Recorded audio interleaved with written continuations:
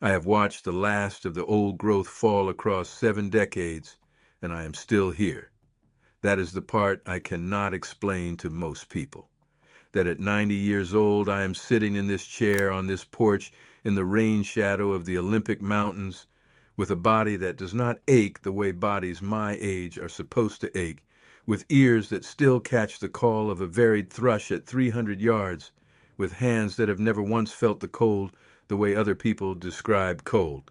People ask me what my secret is. I tell them clean air and hard work. I do not tell them the truth, which is that I am not entirely what they think I am. My mother was not human, and the forest she came from, the one she brought me into during the 12 years she stayed close enough to reach, those forests are mostly gone now. The stumps are taller than I am in some of those clear cuts, and I was alive to watch every tree fall. Before we get into it, let me know where you're watching from and if you've had an encounter like this. My name is Dorothy Warren. I was born in the spring of 1934 in a cabin in the upper Quinault drainage on the Olympic Peninsula in Washington State, about 16 miles from the nearest maintained road. My father, Leonard Warren, had homesteaded that land in 1926, filing on 120 acres under the enlarged Homestead Act before the federal government began acquiring the surrounding timberland for what would eventually become Olympic National Park. He built the cabin himself from the Sitka spruce on the property, cutting only what he needed, leaving the old-growth timber on the upper slopes untouched, as a man who understood the forest leaves things untouched. He ran a small trap line in winter and grew potatoes and turnips in a garden he carved out of the creek bottom. He was quiet, self-sufficient, and not the kind of man who needed much explaining from the world. He never questioned it again. He met my mother in the winter of 1931. He told me the story of it many times over the years in pieces, adding detail each time I was old enough to hold more of it. He had found her tracks first, along the south bank of the upper Quinault River, in the deep timber where the Douglas fir ran 300 feet up and the moss on the ground was a foot thick. He said the tracks were barefoot in December snow, and they were large, and they went in a straight line through country that would have taken a human being with snowshoes an hour to cross. He left food at the place where the tracks ended, at the base of a cedar that had to be 12 feet across at the base. He came back the next day and the food was gone, and in its place was a steelhead trout, 30 inches long, without a mark on it that suggested a net or a hook or any implement at all. Just a fish, laid precisely on a flat stone and a single large handprint pressed into the snow beside it. He went back every third day for 4 months. He always brought food. He always found food in return, and over those months the variety of what she left began to tell him a great deal about what she knew. Roots he could not identify that turned out to be bracken fern rhizomes, which are edible if you know how to prepare them and will make you sick if you don't. Wild onions bundled with dried service berries, a piece of elk flank wrapped in leaves to keep the cold off it. She was feeding him things that were specific, nutritionally dense, each item selected with purpose. That is what my father said convinced him before he ever saw her clearly that whoever was leaving these gifts was thinking, was making decisions, was not simply an animal responding to bait. He saw her for the first time in March of 1932 in the early morning when the fog was still sitting on the river and the light was the color of pewter. She was standing at the edge of the clearing he had cut for a garden plot, and she stood still when he appeared in the cabin doorway, the way a deer will stand still to assess whether what it sees is a threat. But her eyes did not have the flat, reactive quality of a deer's eyes. Her eyes were doing what his eyes were doing.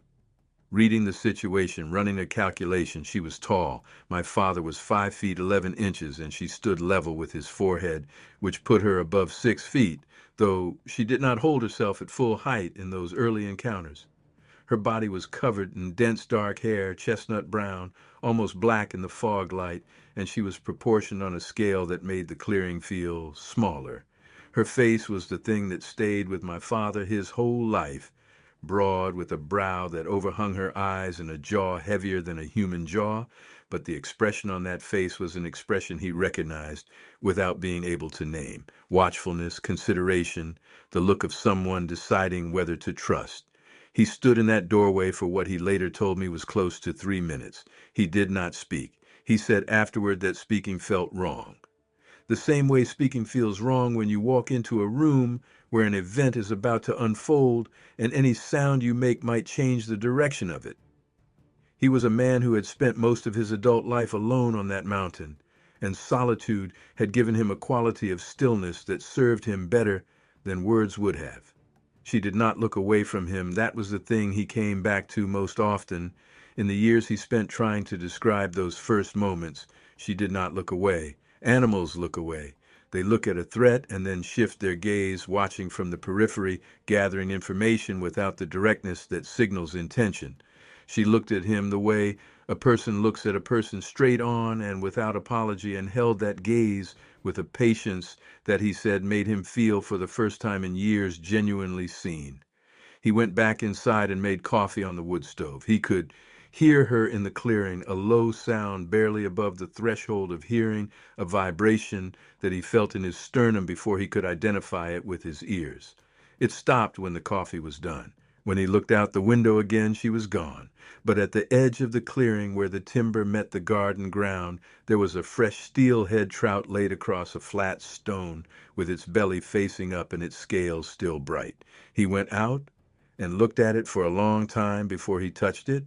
Then he picked it up and brought it inside and cooked it for breakfast and ate it at the table where I would later learn to read. And he told me it was the best meal he had ever eaten in his life. The fish itself mattered less than what it said about whoever left it. My father never forgot that distinction. Quick thing before we get into it. Quick thing before we get into it. I have a book coming out. It's called the Bigfoot Codex. It's a compilation of all my research and findings. It's kind of my baby. So if you want to check it out, links down below. And let's get you back to the video. He had not always lived that way. My father came from Tacoma originally, the son of a cannery manager who expected him to take over the operation, and he had spent his 20s working the docks and learning the business and feeling with increasing clarity that the life he was being handed was the wrong shape for the person he actually was. He was not unhappy with his family. He was not running from anything dramatic. He simply understood, as certain people understand it early, that the world as organized by other people's expectations would slowly compress him into a form he did not recognize as himself. He left in 1924 at 34 years old with a truck and a set of tools and enough saved from the cannery years to file on land and build a life on it.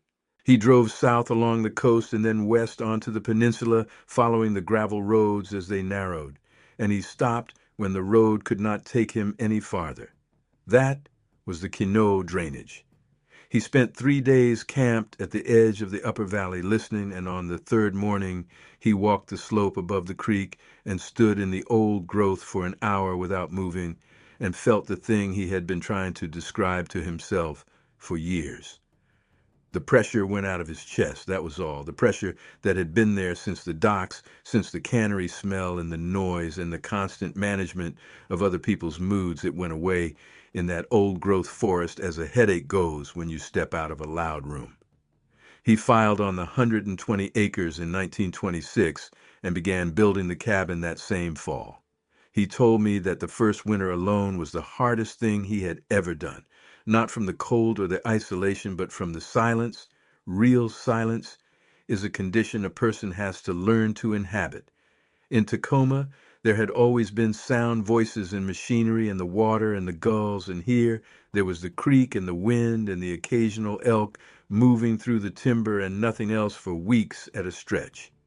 He said he understood why the early settlers in remote country lost their minds, not from the danger, but from the quality of the quiet, which forced a kind of confrontation with yourself that most people spend their entire lives successfully avoiding.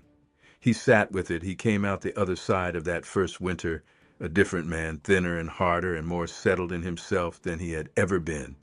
And when spring came and the forest showed him what it held, the wildflowers and the returning birds and the steelhead pushing up the creek, he understood that this was the correct exchange. The years in Tacoma for these years here. He kept notes on the exchanges in a small pocket journal he carried for his trapping records. I found this journal after he died, tucked behind the row of botany texts he kept on the shelf above the desk. The entries about the exchange are matter of fact, as men of his generation recorded things, precise about what was given and received, sparse about what it meant. December 1931, left dried salmon and canned peaches returned, 3 root clusters identified later as tiger lily corms, excellent eating. Handprint in snow, left hand, palm width, 9 inches, fingers another 6. January, left venison jerky and a tin of butter returned. Section of birch bark with marks scraped into it, possibly a pattern, possibly not deliberate. I kept it. February, left the same, returned, a bundle of dried plants mixed. One identified as yarrow, one possibly valerian, one still unknown, all dried correctly, no mold. Something knows what it is doing. That last entry, something knows what it is doing, is the closest my father came in writing to saying what the exchange was beginning to mean to him. He was not a sentimental man, and he was not an imaginative one in the literary sense. He dealt in observable facts. The observable facts were accumulating into a portrait of a mind, and the portrait was of a mind that cataloged, selected, assessed quality, understood what would travel well and what would spoil, and communicated through the act of choosing as much as through anything else. Whatever was leaving those bundles on the flat stone had opinions about food, had preferences about what to share and what to keep, had apparently some understanding of what a human being needed to stay healthy through a wet Olympic winter, because the yarrow and what my father eventually identified as one of the wild gingers were both plants with clear medicinal value, and she had not left them randomly. She had left them at the point in January when my father's notes recorded that he was fighting off what he described as a chest cold that would not resolve. He had not left any indication of illness in the exchanges. She had observed it some other way and responded to it. He did not approach her that morning. He set a tin of smoked salmon on the porch railing and went back inside and watched through the window. She came to the porch, picked up the tin, held it for a moment, and then looked directly at the window where he stood watching. Not at the window, at him. She could see him through the glass in morning fog from 30 feet away, which should not have been possible, but she was looking straight at him, and she held that look for a count of maybe 10, and then she turned and walked into the timber. When he went out later, there was a flat piece of obsidian on the railing where the tin had been. Obsidian does not occur naturally on the Olympic Peninsula. The nearest natural deposits are in eastern Oregon, 300 miles away across a range of mountains and a major river. He kept that piece of obsidian on his windowsill until the day he died. That is the beginning of a longer story that I am not going to tell in detail, because the details of how my parents came to be together belong to them. And some of it I could not tell you in words, even if I had them. What I can tell you is this. By the fall of 1932, she was staying at the cabin most nights. By spring of 1933, through the days as well. My father said she came into the cabin for the first time in December of that year, ducking through the door frame sideways to clear her shoulders, and sat on the floor by the wood stove and put her hands out toward the heat with the same reaching gesture a person uses. He understood that whatever she was not beyond the comfort of a fire. I was born in March of 1934. My father delivered me himself because the nearest doctor was in the town of Quinault, 16 miles away on a road that was a mud track in spring, and because by the time the labor started, there was no reaching anyone anyway. He told me he was not afraid, which I believe only partly because my father was a man who did not discuss fear easily. What I know is that he did the work and I arrived and I was healthy, and my mother, who had gone into the forest 2 days before the birth and whom he had thought might not come back, appeared at the cabin door that same evening with a bundle of dried herbs that she pressed into my father's hands with a purposefulness he took to mean put these in water and let her breathe the steam. He did, and he said I stopped crying almost immediately and slept. He named me Dorothy, after his mother, who had died in 1927. My mother had no human name, or if she had one in her own language, it did not translate into anything my father could pronounce. He called her by a vocalization she had taught him, a low sound that began deep in the chest and rose slightly in pitch, and over the years she taught him a small working vocabulary of these sounds, enough to communicate the basic necessities of shared life in a remote cabin in the Olympic rainforest. He could say warm and cold and wait and come and danger, and she could say other things he never fully decoded but always understood the general direction of, the way you understand the meaning of music without knowing the composer's intention. Growing up, I thought this was ordinary. Children think whatever they grow up inside is ordinary. My father was my father, and my mother was my mother, and my mother smelled like cedar bark and deep earth and never wore clothes in any conventional sense and could hear an elk moving through the timber on the upper ridge from the cabin floor was just how my mother was.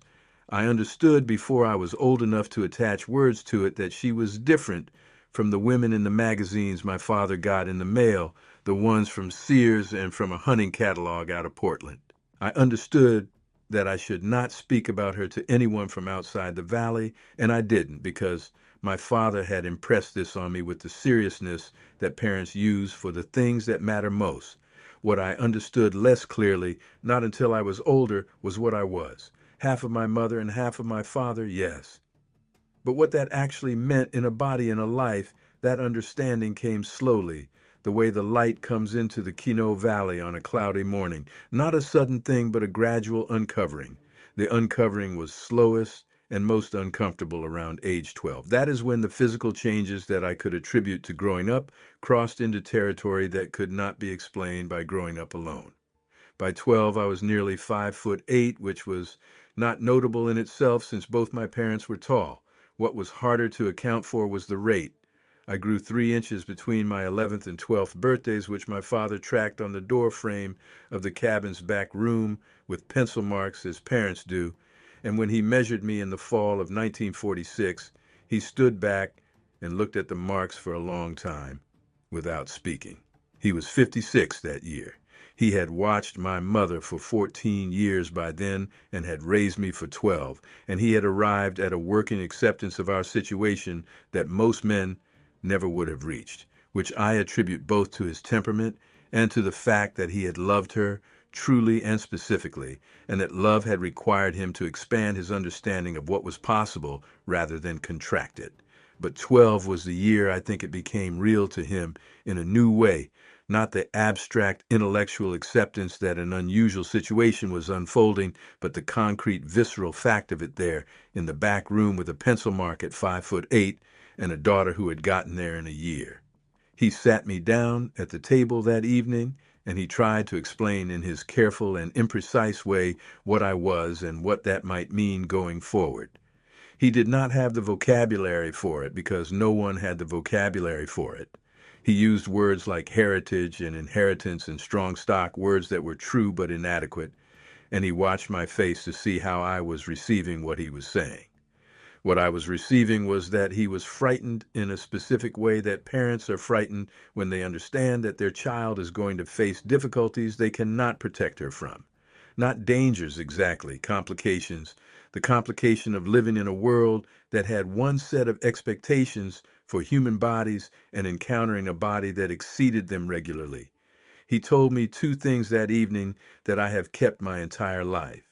The first was that my mother's people were old, not old in the way that a person is old, but old in the way that the forest was old, present in this landscape since before the last glaciation, adapted to it with a specificity that no newcomer species could match. He said this as a fact, not as a comfort, because he was not the kind of man who confused the two. The second thing he said was that whatever I was also his daughter, and that being his daughter meant that I had the choice of how to carry what I was, and that the choice was mine and not anyone else's to make. I was bigger than other children from the start. By 8 years old, I stood the height of most 12-year-olds in Quinault, broad across the shoulders and dense in a way the feed store scale always registered as more than people expected.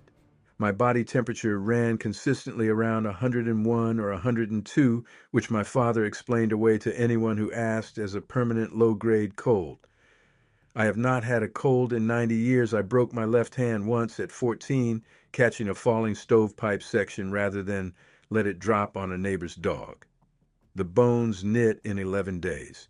The doctor in Quinault said he had never seen anything like the density on the x-ray, and I told him my people were big-boned, which was true in ways he would not have appreciated.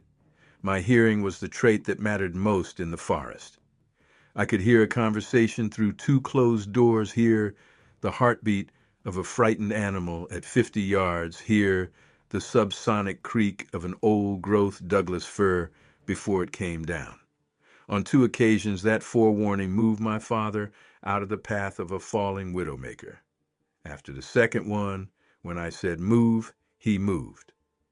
My sense of smell was similar, rain coming hours before the air showed any signal anyone else could read, the difference between a healthy bear and an injured one at 200 yards, elk from deer without a sight line.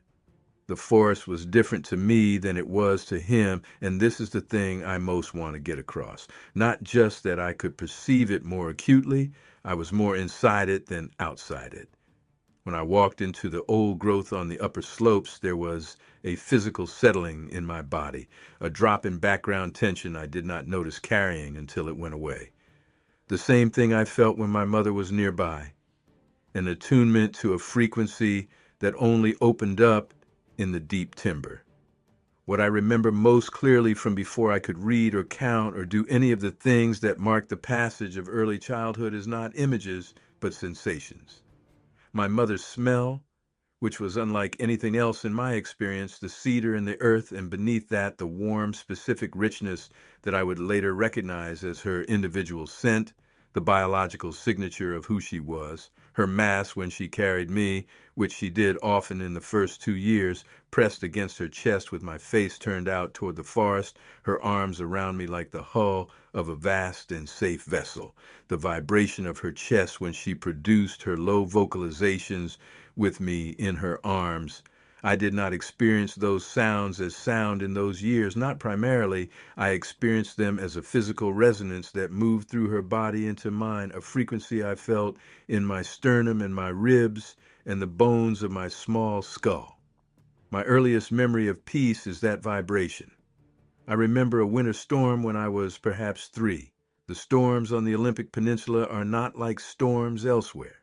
They come off the Pacific with a weight that makes the old growth sway in a way that would terrify a person who did not know the trees, the 200-foot Douglas firs moving in their root systems like pendulums, the whole canopy in motion above you, while the forest floor stays still. This particular storm had been building for 2 days. My father had stacked extra wood on the porch and checked the cabin's lashings and made clear through his preparations that he expected the night to be difficult. My mother was in the cabin that evening, which was already unusual for a storm period because her instinct was always to be outdoors in weather rather than inside away from it. When the storm hit around midnight, my father pulled me close in my small bed and covered us both with the elk hide blanket that my mother had made in the first winter after I was born. I remember the sound of the storm, a sound like nothing I had heard before, the roar of it against the cedar shakes of the roof and the creak and groan of the big timber on the upper slope. And I remember very clearly my mother sitting against the wall across the room, her back against the logs, entirely still, her eyes open in the dark, not frightened, attending. The storm was information to her as all weather was information, and she was reading it. I watched her across the dark room and felt, even at 3, even with no language for it, that the storm did not scare her because she was part of the same system that produced the storm. She and the wind and the old growth swaying on the slope above us were all expressions of the same forces, and she knew it in a way that required no thought, no conscious reassurance. She was simply in it, as water is in a river. She taught me things in the years she was close enough to teach, not through instruction in any conventional sense, through proximity and repetition and the particular patience she brought to everything she did that required time. She would take my hand on the mornings when my father was busy and lead me up the slope behind the cabin into the old growth, and she would stop in specific places and be still, and I would be still beside her, and gradually I would begin to perceive what she was perceiving: a woodpecker working a dead snag 200 yards upslope, invisible in the timber, but audible if you tuned out everything else. A change in wind direction that carried information about what lay over the next ridge. The specific quality of light that told her the time of day without reference to a clock, reading the angle and the color as my father read a watch face. She knew plants with a completeness that was invisible, the knowledge simply present rather than recalled. On our walks, she would stop and pick an item, a leaf, a root, a cluster of berries, and place it in my hand with a look that meant, examine this.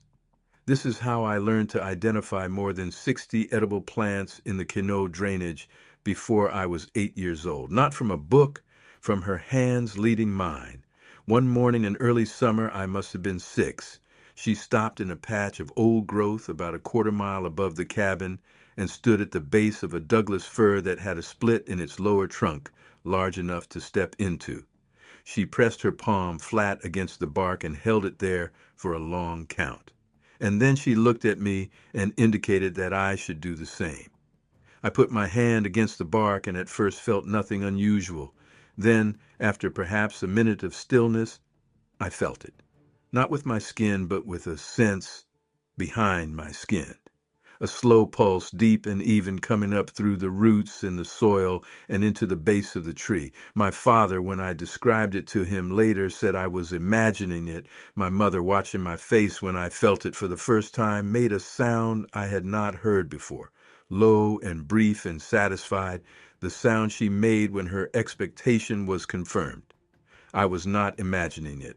Whatever that pulse was, she could feel it too, and she wanted me to know that I could feel it too, and that this was part of what I was. My mother visited, that is the most important sentence in my account, and I want you to understand what I mean by it, because the story in the title is not the story of a woman who grew up wild or who lived in the forest alongside her mother's people. It is the story of a woman who grew up on the border between two worlds, who was given access to both, and who spent 90 years watching one of those worlds systematically destroyed. She stayed with us through most of my first 3 years, leaving for days or weeks and always returning. Then when I was about 4, her patterns changed. She began to come at night only, staying until morning, then going back into the timber before the light was full. My father understood this as caution. The federal government was actively acquiring land for Olympic National Park throughout 1937 and 38, and the surveys had brought a steadily increasing number of strangers into the valley. My mother was not willing to be seen. My father accepted this. The park was formally established on June 29, 1938. I was 4 years old. My father received notice that his homestead was inside the park boundary and subject to acquisition. He negotiated a life estate allowing him to remain until his death, after which the cabin would revert to the park. He was 58 and figured he had another 2 decades, which turned out to be accurate. The park designation protected the old growth within its boundary from the timber companies that had been watching the upper drainages for years. For the Sasquatch living in the deep wilderness, this was a form of protection that no one in Washington, D.C. had consciously intended, but that was nonetheless real.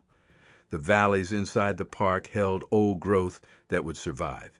The valleys outside the boundary were another matter entirely. What my father could not have known in 1938 was that the park boundary had been drawn to protect the most dramatic terrain in the high ridges, alpine meadows, and glaciated peaks, while the lower elevation, old growth, and surrounding national forest lands and private holdings was left exposed. The main river corridors held old growth inside the park, but their tributaries, the smaller drainages where old growth had been growing undisturbed for 600 to 1,000 years, were often outside the park line. That is where the logging began in earnest after the war. My mother's visits continued through my childhood, though the schedule of them was irregular in a way that I now understand corresponded to the pressures of the territory around her. When the upper drainages were quiet and undisturbed, she came more frequently. When surveyors or Forest Service crews were working nearby, she disappeared for weeks at a time. I learned to read her absences as a kind of weather report for the condition of the forest she was moving through.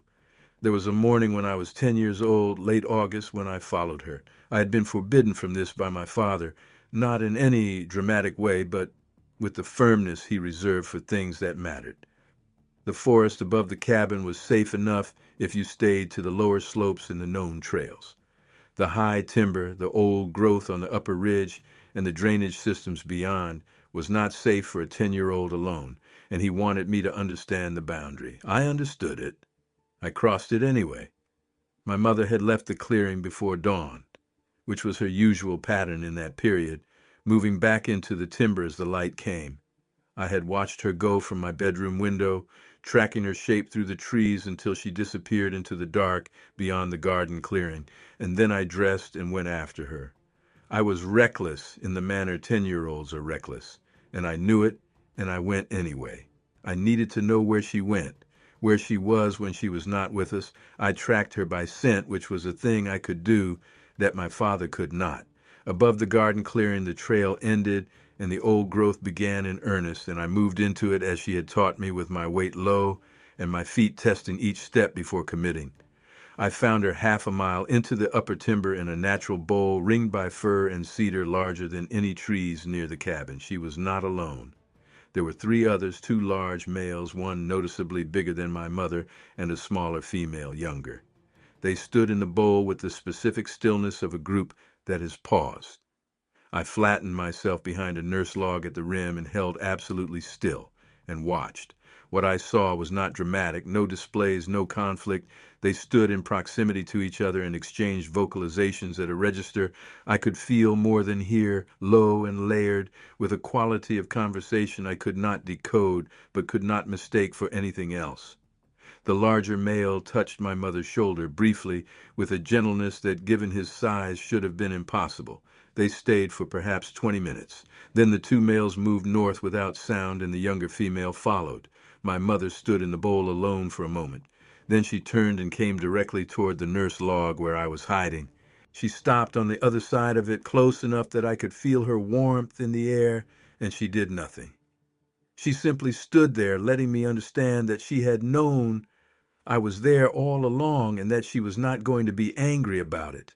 Then she turned and walked back toward the cabin, and I followed, and nothing was said about it. But from that day forward, she sometimes paused in her walks and waited for me to catch up, reading the forest a fraction more slowly in a way that felt like letting me read it with her. Before the morning in the bowl with the three others, there was another encounter earlier that I have thought about my entire life. I was 7 years old in the fall of 1941, and my mother brought me to the lower stretch of the East Fork Creek where it approached the Quinault River in September, when the coho were running. She brought me at dusk, moving through the forest as she moved when she wanted us to arrive without disturbing it, slowly with long pauses, always downwind of where we were going. We stopped at the tree line above a gravel bar where the creek widened before joining the main river. The water was shallow there, maybe 18 inches at its deepest, and the coho were stacked in the pool above the riffle, hundreds of them, their backs breaking the surface in the last of the daylight. My mother touched my shoulder, and I went still. They were already there, three of them, on the far bank and in the shallows, moving with a patience and a precision that I had never seen in anything before. and have not seen match since. Two adults and what appeared to be a younger individual, perhaps adolescent by the proportion of the limbs relative to the body. They were taking fish, not randomly, not with the frantic energy of a bear swiping at a pool. They stood in the shallow water with a stillness that the fish apparently did not register as threat, and at intervals that seemed almost meditative, the largest of the three would reach into the water and close a hand around a fish and lift it free. The fish were not held alive. They were dispatched with a single compression of the fingers behind the head, the same motion I would later see my father describe from 1932, and then passed to the other adult to the younger one, arranged in a pattern on the bank that suggested not random accumulation but deliberate distribution. My mother watched from the tree line and did not join them. I understood later that this was her showing me. This is where food comes from for my people. This is what we do in the fall when the salmon run. She wanted me to see it plainly and remember it as a parent shows a child where food comes from when the child is old enough to hold the information without being frightened by it. I was not frightened. I was absolutely still and absolutely focused, and I watched those three figures in the shallow water at dusk until the light was too low to see clearly, and my mother finally touched my shoulder again, and we turned and went back through the timber the way we came. The younger one looked up once, not at my mother, at me. It held that look for a full count before the adult beside it touched its shoulder with the same gesture my mother used on me, and it looked away and back to the fish. I have thought for 83 years about what was in that look. It was not alarm. It was not aggression. The closest I can come is curiosity, the specific curiosity of a young being encountering a being that falls partially outside its categories. One that looks like my mother but is smaller and smells different and stands at the tree line instead of wading the shallows. A being that belongs and does not entirely belong. It held that look for a full count, long enough for me to register the depth of its eyes and the slight tilt of the head, and then it looked away and back to the task at hand. It recognized me, I think, the way I recognized it, as the other kind of what I was. She communicated with me through the deep tonal vocalizations and through gesture and touch, supplemented by the vocabulary she and my father had built together. But she also communicated through a channel I do not know how to name except to call it a second conversation running beneath the spoken one, a transmission that arrived in my body rather than through my ears. When she was calm, I was calm. When she was frightened, I felt it as a cold pressure in my sternum before I had any sensory evidence of what was frightening her. When she was angry, the air in the cabin felt different, charged in a way that made the hair on my arms stand. I asked my father once, I must have been 9 or 10, whether my mother was sad. He thought about it for a long moment and said he believed she was carrying a weight.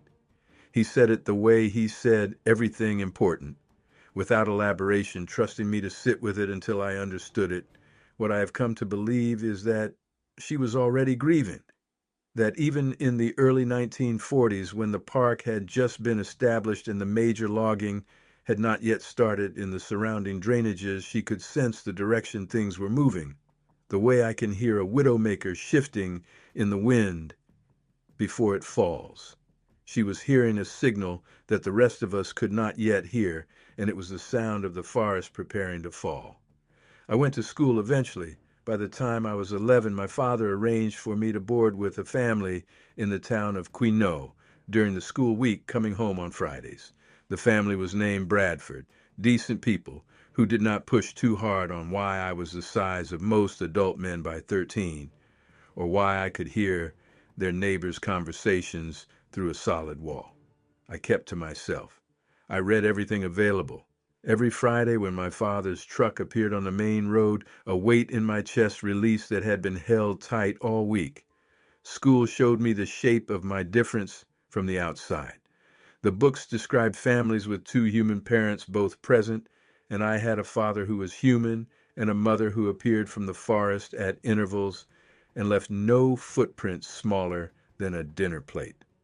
The biology lessons described the human body as if its parameters were the only possible parameters, and I sat in my too small desk with my blood running at 101 degrees and said nothing.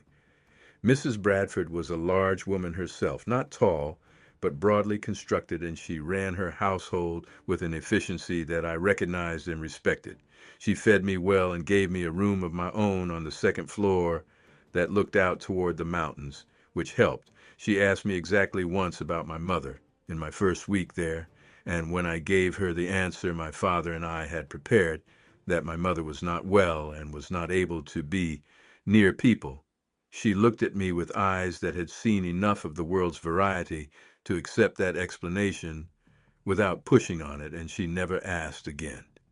The Bradfords had 3 children of their own, all younger than me, and they accepted my presence as younger children sometimes accept unusual things, which is with a quick adaptability that adults have generally lost. The teacher who mattered most to me was a woman named Miss Eula Farris, who taught the upper grades, which at the Quinault school meant anyone above 6th grade shared a room and a teacher. She was from Portland originally, and she was considered an eccentric by the community standards of the Valley, which meant she read more books than necessary and had opinions about things that did not strictly concern her. She also noticed things that other adults in my life had been too polite or too incurious to notice. She noticed that I finished every assigned text in the first week and spent the remainder of the unit reading whatever I could find on the same subject from her personal bookshelf. She noticed that I never asked to be excused for illness and never winced when the wood stove went cold in November. She noticed that when she described the mechanics of a deer's immune system in a biology lesson, I asked her whether the same mechanisms applied across mammals of similar construction, which was not a question she expected from a 14-year-old, and which she answered carefully and with genuine interest. She never asked me what I was. I believe she knew or suspected what I was. Her people had been in the valley for 2 generations, and she had grown up on stories of the mountains that most people in her cohort had allowed to become myths. She had not allowed them to become myths. Once, toward the end of my last year, she kept me after the others had left, and she said very quietly that I should go to university when I was done with school, that my mind deserved a larger container than the Quinault drainage could provide. I told her I was going back to the cabin. She looked at me for a long time and said she understood and that there were worse places to spend a life than a place where the trees were old enough to know things. I kept that sentence as I kept everything she gave me. The forest knows things. She did not mean it as metaphor. The incident people at the Bradford house talked about for the rest of the school year happened in February of 1949 when I was 14. A boy 2 years older than me from a family that ran cattle on the south end of the valley had been making a particular kind of trouble for a younger boy all semester. The younger boy was small and wore glasses and was from a family that had moved to Quinault from Seattle 2 years earlier, and the cattle rancher's son had decided that this combination of characteristics justified a regular campaign of minor cruelties that the teachers either did not see or chose not to address. I watched this for several months and did not intervene because my father had told me that intervening in the affairs of others who had not asked for help was its own kind of arrogance. He was not wrong. But on a Tuesday afternoon in February, after the cattle rancher's son stood on the younger boy's waterlogged books in the schoolyard, I decided my father's principle had a limit.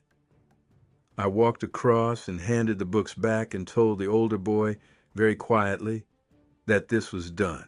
He was the largest boy at school and considerably larger than me in his own estimation. He said words I will not repeat and then shoved me with the full force of a 16-year-old who worked cattle and was not accustomed to anything resisting. I did not move. It was not a choice. My body simply did not respond to his force the way his body expected it to. I stood where I stood and told him again that this was done. He did not trouble the younger boy again. He also gave me a wide berth for the rest of the year, and so did most of the other students. A caution that was not dislike, but the response of people who have encountered a person they cannot categorize. The younger boy with the glasses became the closest thing I had to a friend during my school years.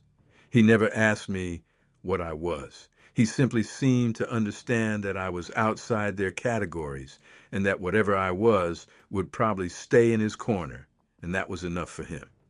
I graduated from school in 1952 and came back to the cabin for good. My father was in his early 70s by then, still capable but slowing, and I wanted to be there with him. My mother's visits had become less frequent in the preceding few years, but they had not stopped. And when she came during those years, the quality of the visits was different from how I remembered them in my childhood. She was thinner, not in a way that suggested illness, but in a way that suggested she had been moving more and eating less, as any individual does when the ground they range over shrinks. She spent more of her time on the upper slopes when she visited, less in the valley bottom. I did not know then why this was. I learned later. The years with my father at the end of his life were the only years I lived with another human being as a full partner, and I did not understand that until after he was gone. He was in his early 70s when I came back, still doing most of what he had always done, but more slowly, with a deliberateness that was partly age and partly a conscious savoring of the work. He tended the garden, he kept the trap line active.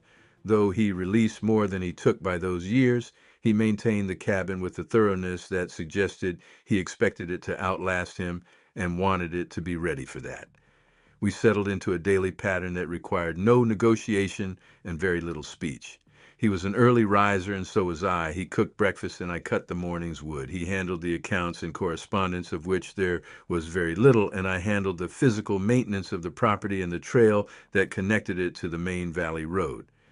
In the evenings, we sat on the porch if the weather permitted, and inside by the wood stove if it did not, and he read and I read, and occasionally one of us remarked on what we were reading, and the other responded, and the conversation was brief and sufficient. He talked more in those years than he had when I was younger. Not about himself, not in a confessional way, but about the things he had observed and thought about over his decades on the peninsula, the ecology of the old growth which he had been watching long enough to notice changes that a shorter tenure would have missed. The way the deer population shifted with the weather cycles, the relationship between the berry crop and the bear activity in late summer, the slow progression of the alder colonization along the creek banks since a flood in the late 30s had stripped the original riparian growth. He talked about these things as he talked about everything, as observable facts, but the accumulation of them over those 9 years amounted to a portrait of someone who had loved this particular piece of ground with a precision and an attention that most people reserve for other people. He talked about my mother more in those last years than he ever had when I was a child, not with sentiment exactly, or with the nostalgia of a man reviewing a past love, with an expression closer to gratitude, which surprised me at first. He was grateful for what she had given him access to, not just to her and to me, but to a way of understanding the landscape that his own limited perception could not have arrived at alone. He said once that the years she had been close enough to move through this territory had made him a better observer of it, because he had learned, watching her, to look for signs he would not previously have thought to look for. He had learned to read the forest at a different resolution. The gift of that outlasted her presence, he said, and he expected it would outlast him, and he hoped I had inherited more of it than I had from him. I told him I thought I had inherited rather a lot from him. He looked at me with the expression he reserved for compliments he did not know how to accept, and went back to his reading. The logging started in the drainage above us in the summer of 1953. Not the valley where the cabin stood, which was inside the park boundary, but the tributary drainage that branched off about 3 miles upstream, a place we called the East Fork, which fell outside the park line by about half a mile.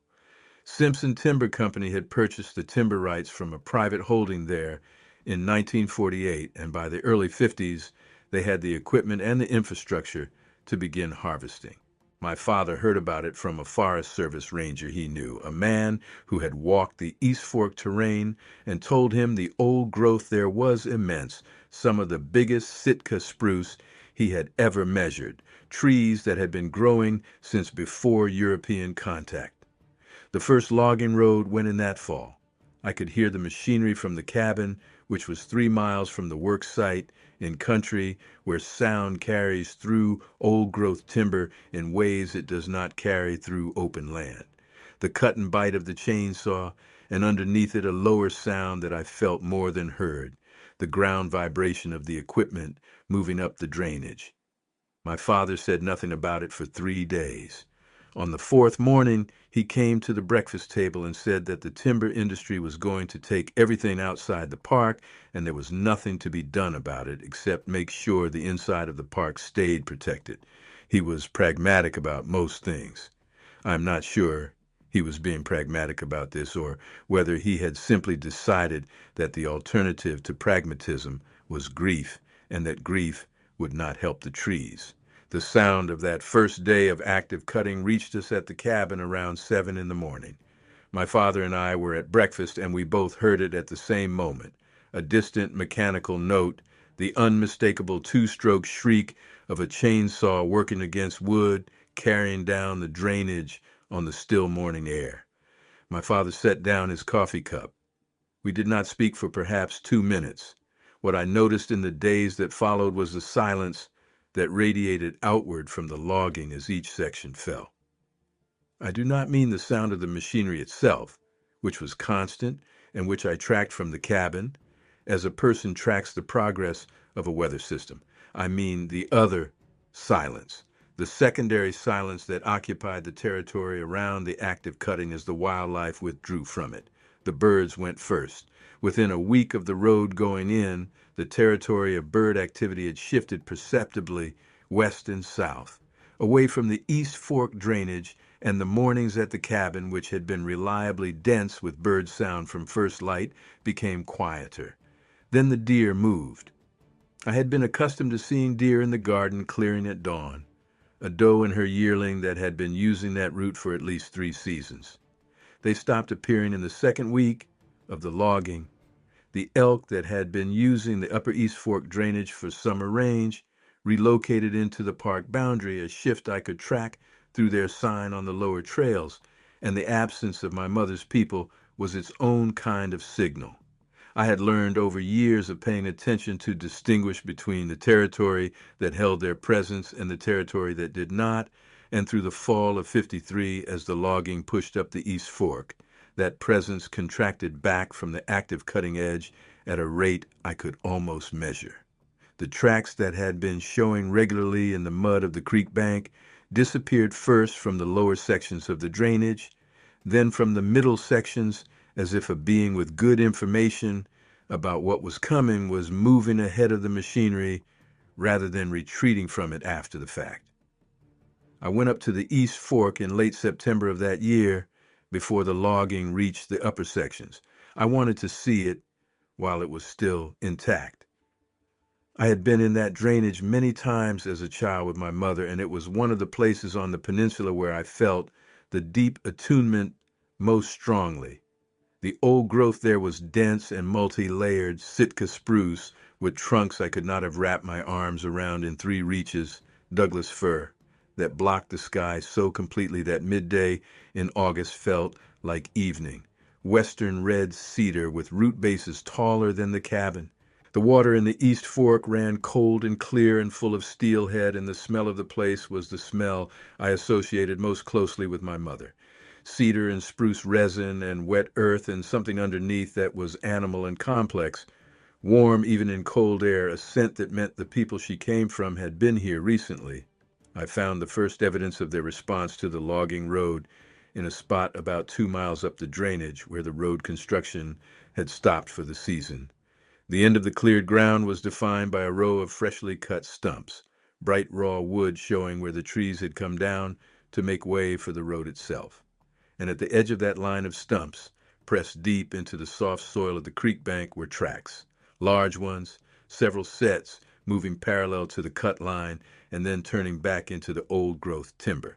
They had come to look. They had walked the boundary of the new wound in the forest and turned back. I stood at that boundary for a long time and thought about what it meant to come and look at the loss of what had been there longer than any living person's memory. I did not see my mother that fall or through the winter. When she came in April of 1954, I knew before she appeared in the clearing that she was changed. She had always moved with a silence and a steadiness that was its own kind of presence. That April, what I felt first was her weariness. She came around the corner of the cabin from the direction of the forest in the gray early morning, and she sat down on the porch step, the wide-hewn cedar step my father had built wide enough to accommodate her, and put her hands on her knees and bent forward slightly, and I sat beside her and did not say anything. She was grayer than I remembered, though not in any way that suggested illness or decline. Her people did not appear to age the way humans age. She was gray as a river after a disturbance upstream, as if a disturbance had stirred in the sediment of her, and the clarity had not come back yet. My father came out and sat on the other step, and the three of us sat in the gray April morning listening to the rain on the cedar shakes of the roof. My mother put her hand on my father's shoulder and left it there for a long time. The message in that gesture reached me more clearly than any vocalization could have. She stayed for 5 days that April, longer than her usual visits had been for several years, and the quality of her time at the cabin was different from previous visits in ways I was trying to understand even as they were happening. She spent more of her time in the clearing and on the lower slopes than in the deep timber, which reversed the pattern she had settled into over the preceding decade. She ate enormously. The dried salmon and fresh greens and dried fruit I had laid in for her visits, and she slept more than I had ever seen her sleep in the protected corner of the porch where my father had built a wide bench that accommodated her when she chose not to come inside. On the third day, she did a thing I had not seen before. She went to the edge of the garden clearing to the section of lower slope where the old-growth timber began, and she worked for most of an afternoon on a structure at the base of a large cedar. I watched from a distance, understanding without being told that this was not a moment to interrupt.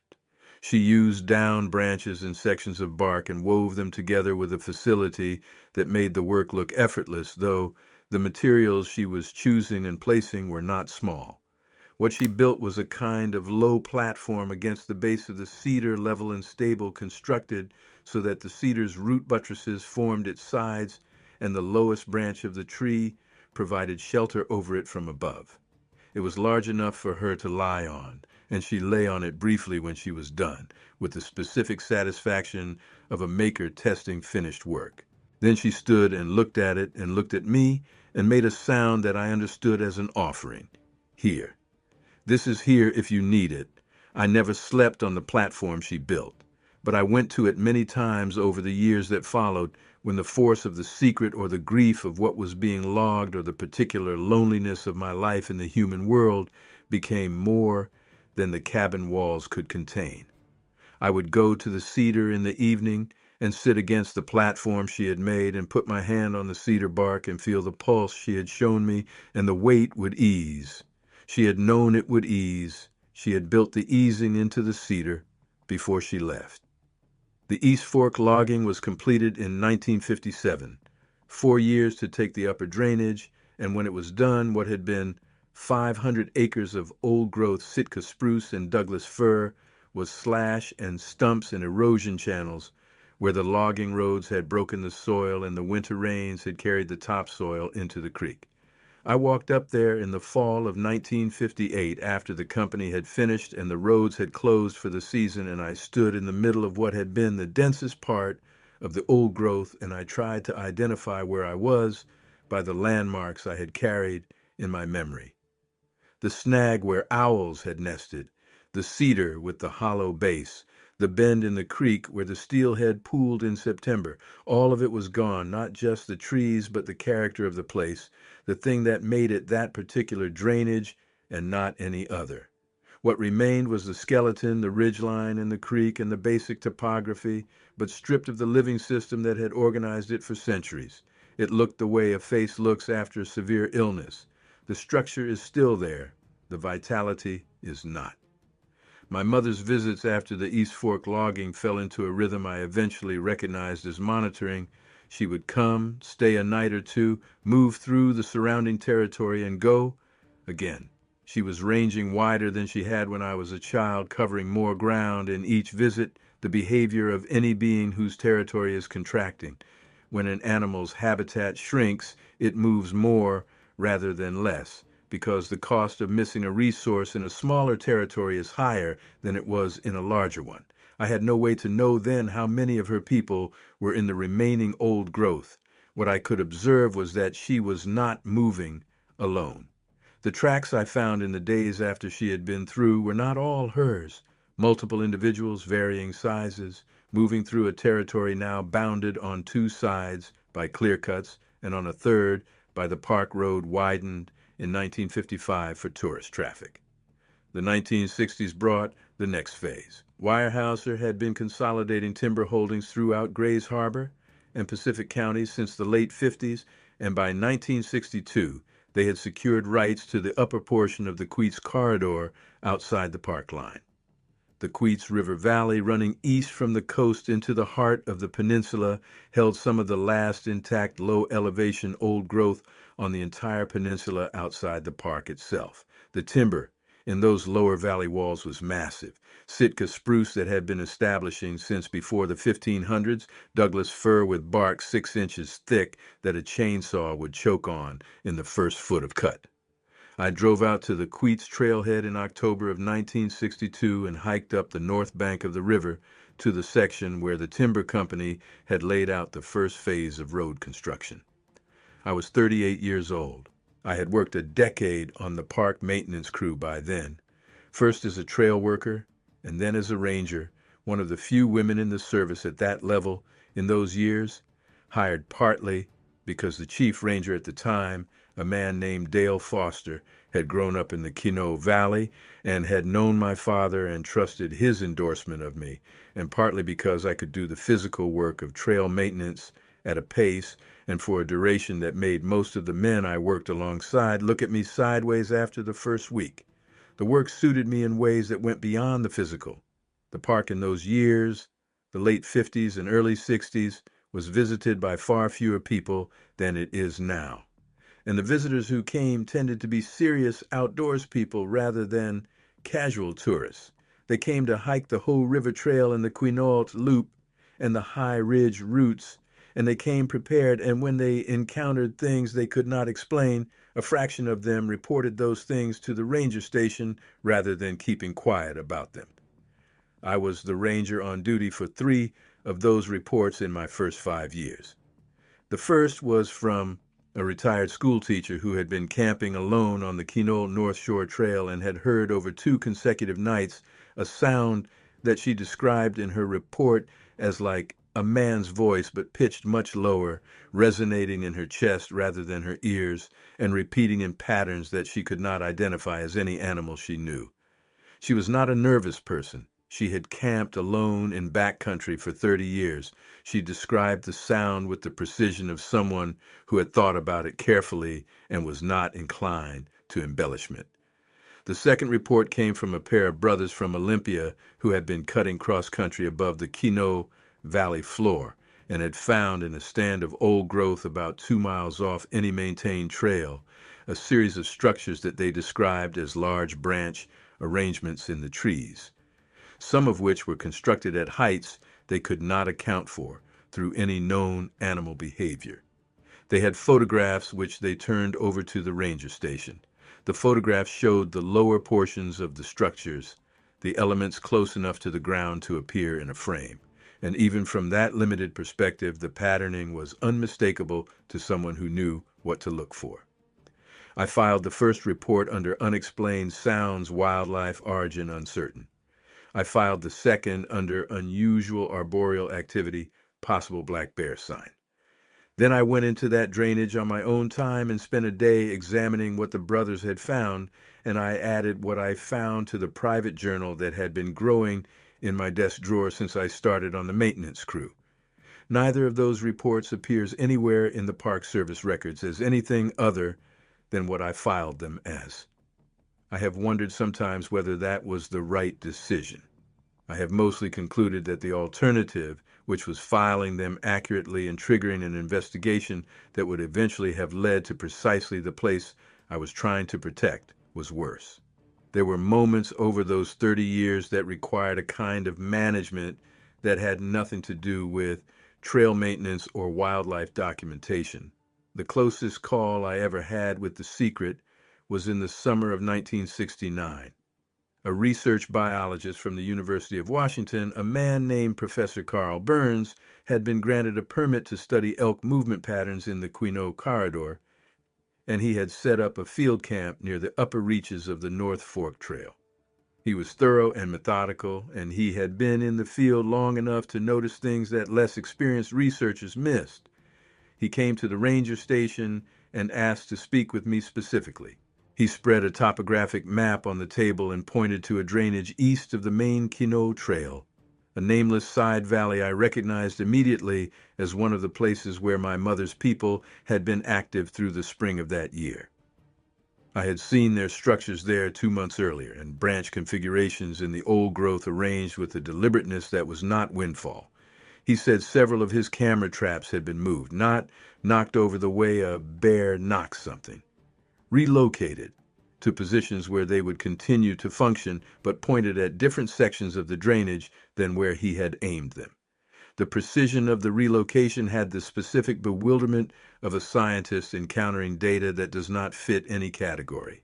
The cameras had been repositioned as someone who understood what cameras were would reposition them, away from something towards something harmless instead.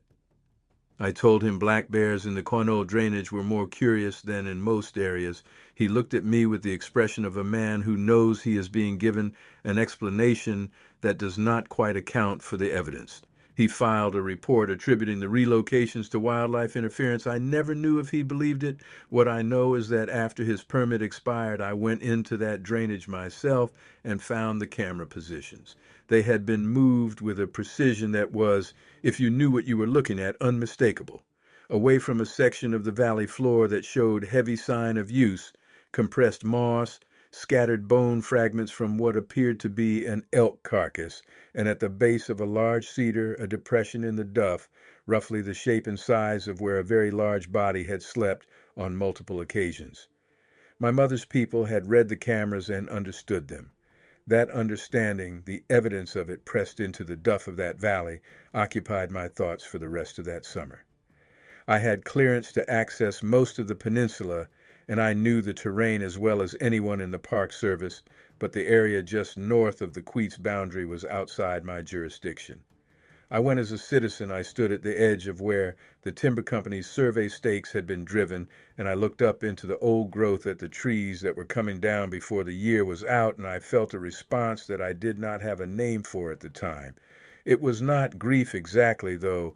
Grief was part of it. It was a physical response, a sensation in the chest and the throat and behind the eyes that was connected to the trees I was looking at, but was also connected to a force larger than the trees, to the knowledge that lived in those trees, the centuries of accumulated biological information encoded in the mycorrhizal networks beneath them, in the layers of decomposing wood and leaf litter, in the soil itself, which in old growth Douglas fir takes 300 years to develop its full structure. When those trees came down, it was not only the trees that were lost, it was the system that the trees were the visible expression of. You can replant a tree. You cannot replant 300 years. And my mother's people were inside that system. They were not the trees and they were not the soil, but they lived within the old growth as specific bird species, live within specific ecosystems with needs and tolerances calibrated to conditions that took centuries to develop and that cannot be reconstructed on a human timescale. I stood at the survey stakes in October of 1962, and I understood that what was coming down was not just timber. It was habitat. It was the substrate on which an entire way of existing had been built, and it was going to be gone before I was 50 years old. I went back to the Queets tributary the following February, after the mud season shut the company down. The new road was raw and ugly, carved into the hillside with a casualness that left exposed soil the color of old rust everywhere the equipment had touched. The slash from the first cutting season was piled in the draws below, enormous tangles of limbs and root balls and treetops that would sit there for years before they stopped being a fire hazard. I found tracks at the edge of the slash. Large tracks, multiple individuals moving along the boundary of the log section in the pattern of something walking a fence line.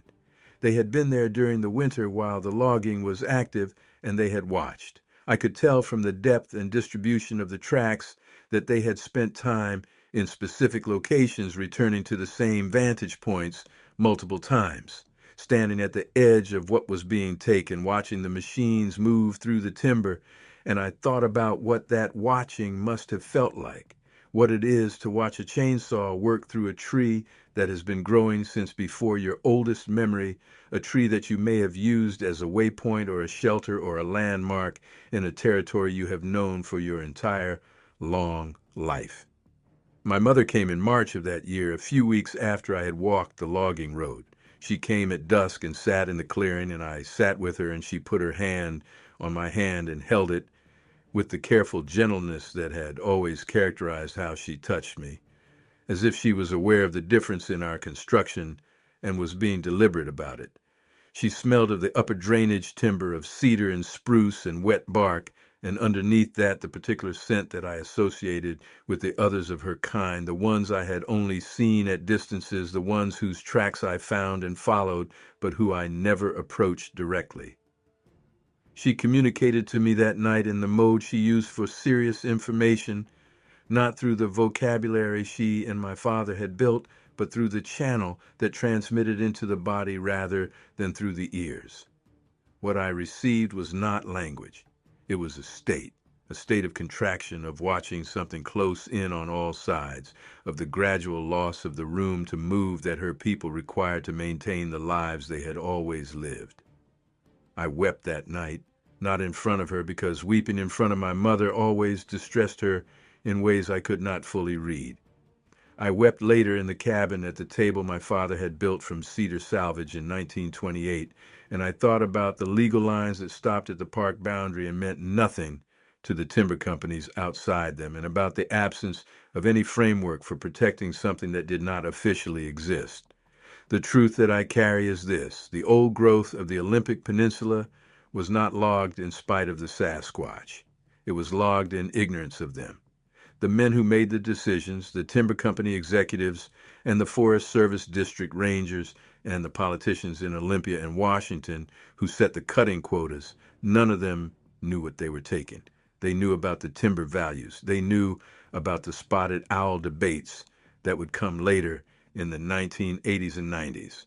They did not know that they were destroying the habitat of an intelligent species that had been living in those forests since the glaciers retreated 10,000 years ago, and that had developed a way of life so perfectly adapted to the old-growth ecosystem that it could not survive in the second-growth plantations that replaced it.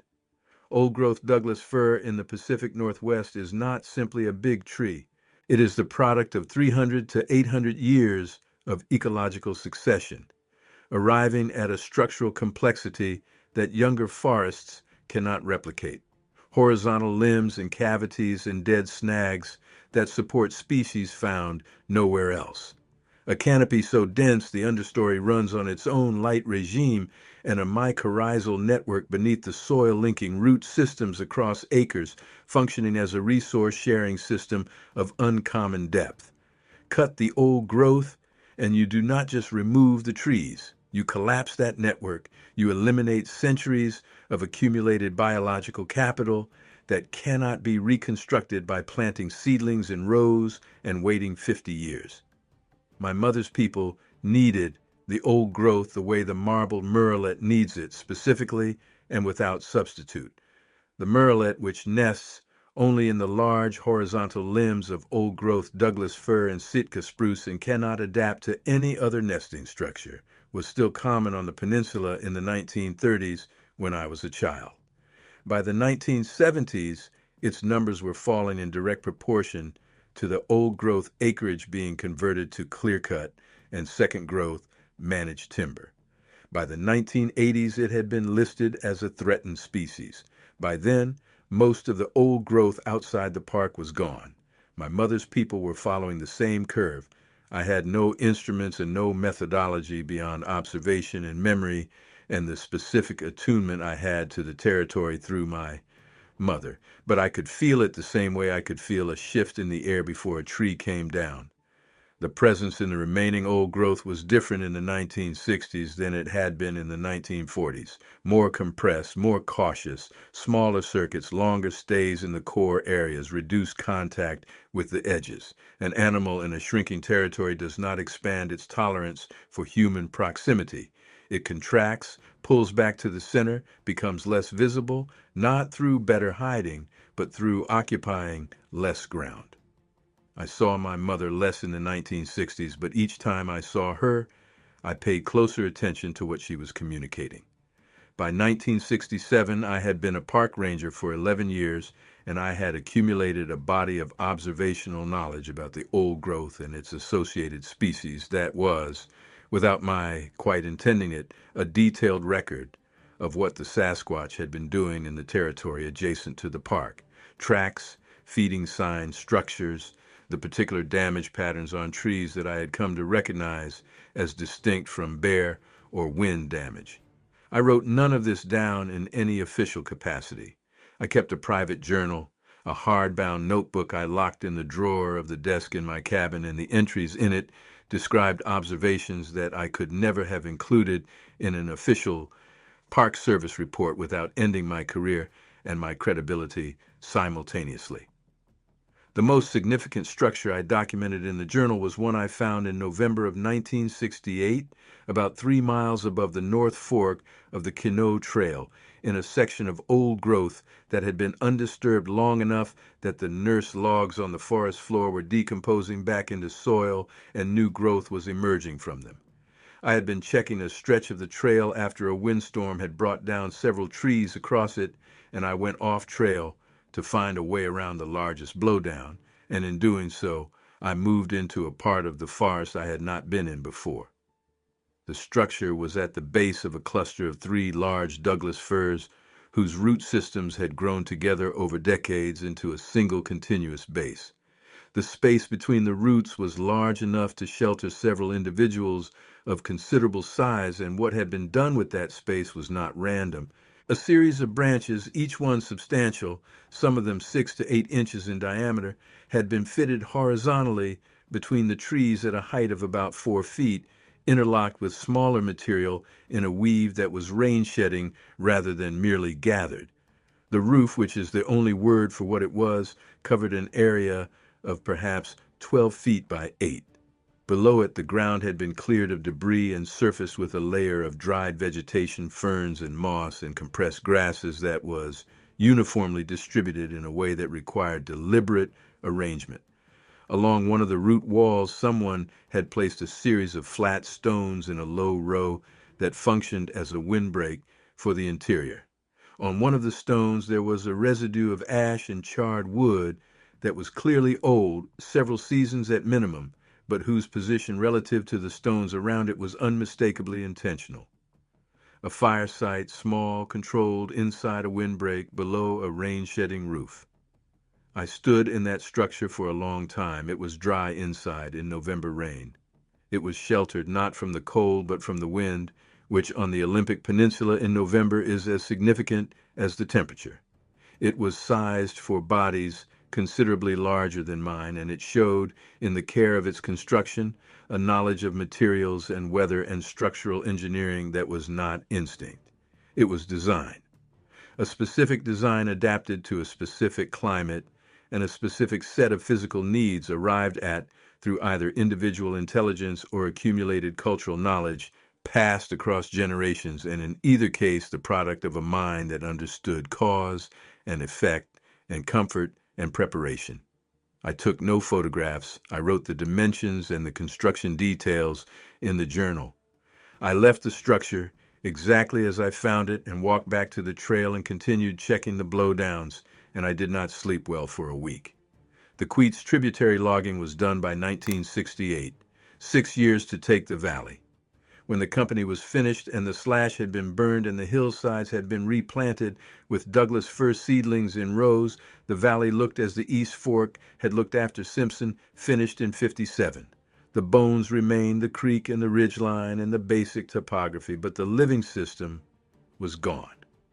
The steelhead that had run that tributary declined sharply within 3 years because the canopy cover that kept the water temperature cold enough for salmonid spawning was no longer there. The deer that had been thick in that valley moved out. The elk, which had been using the valley bottom as winter range, shifted to the adjacent drainages inside the park.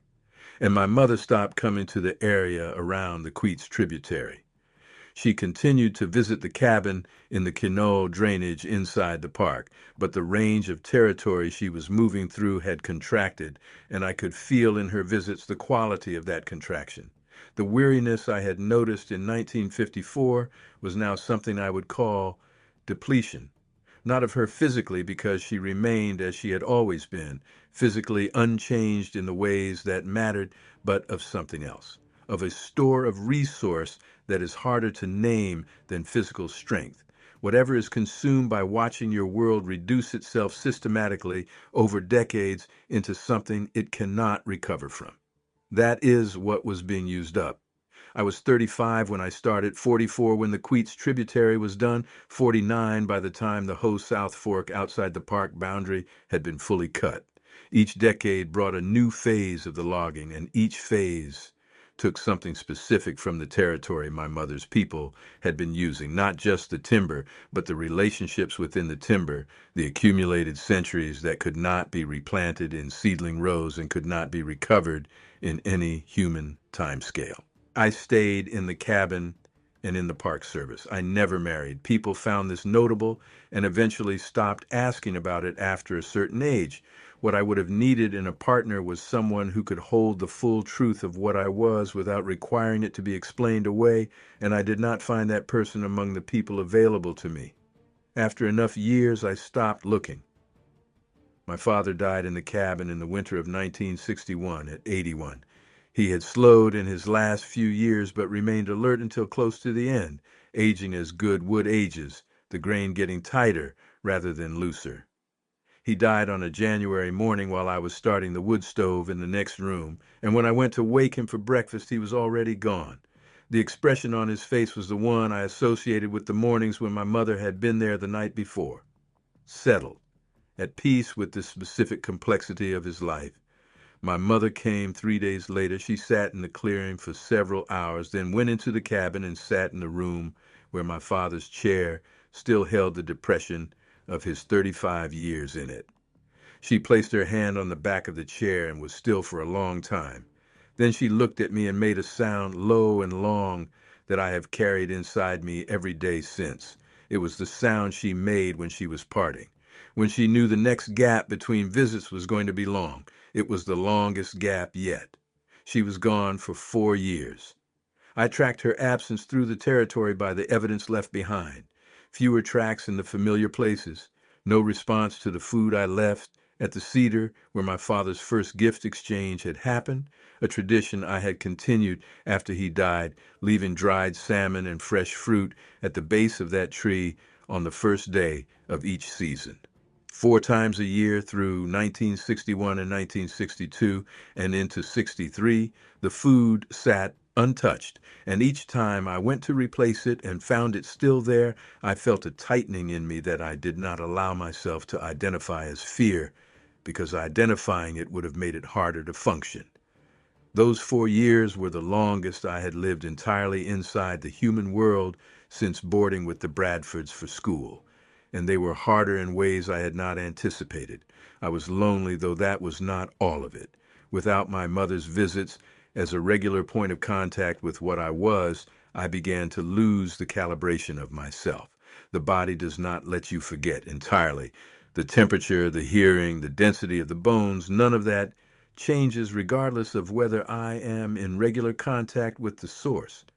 But the interior experience of it, the understanding of what it means to carry this particular biology in this particular world, that understanding requires reinforcement. It requires someone who knows what you are and does not require you to perform otherwise. What I did in those 4 years was work. I put in more trail hours than any other ranger on staff, and nobody questioned it because the trails needed it, and I could do in a day what took 2 people, 2 days.